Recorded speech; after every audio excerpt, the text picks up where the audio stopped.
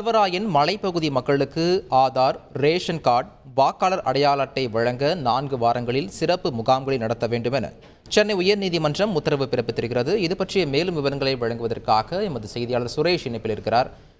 சுரேஷ், வணக்கம். கல்வராயன் மலைப்பகுதி மக்களுக்கு 4 வாரங்களில் சிறப்பு முகாம்களை நடத்த வேண்டும் என சென்னை உயர்நீதிமன்றம் உத்தரவு பிறப்பித்திருக்கிறது.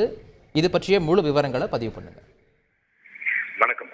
கள்ளக்குறிச்சி விசச்சாராய மரண சம்பவத்தை தொடர்ந்து கல்வராயன் பகுதி மலைப்பகுதி மக்கள் மேம்பாடு தொடர்பாக சென்னை உயர்நீதிமன்றம் தாமாக முன்வந்து விசாரணைக்கு எடுத்த வழக்கானது இன்றைக்கு நீதிபதிகள் எஸ்.எம். சுப்பிரமணியம் மற்றும் சிவஞானம் அமர்வில் விசாரணைக்கு வந்தது. அப்போது கல்வராயன் மலைப்பகுதியில் சாலை வசதிகள் ஏற்படுத்த நடவடிக்கைகள் மேற்கொண்டு வருவதாக வனத்துறை தரப்பில் அறிக்கை தாக்கல் செய்யப்பட்டது. இதைத் தொடர்ந்து நீதிபதிகள் பேசும்போது கல்வராயன் மலைப்பகுதியில் ஆம்புலன்ஸ் செல்ல ஏதுவாக சாலை வசதி ஏற்படுத்தி கொடுப்பதை முதலில் உறுதி செய்ய வேண்டும் என்றும், ஆரம்ப சுகாதார நிலையங்களில் மருத்துவர்கள், செவிலியர்கள் இருப்பதை உறுதி செய்ய வேண்டும்